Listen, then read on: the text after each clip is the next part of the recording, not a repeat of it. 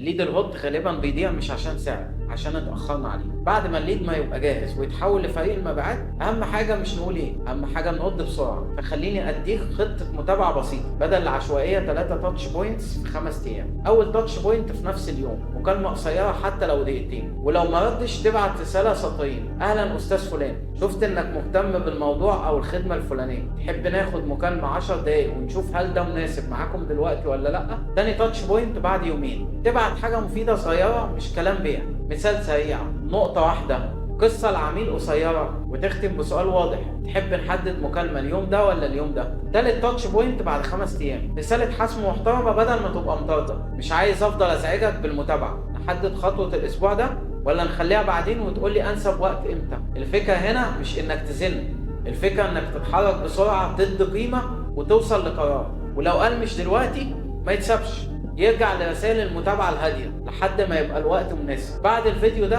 اختار 10 ليدز جاهزين عندك وطبق الخطة دي، وشوف كام واحد منهم اتحول لمكالمة جد بدل ما يبرد ويختفي.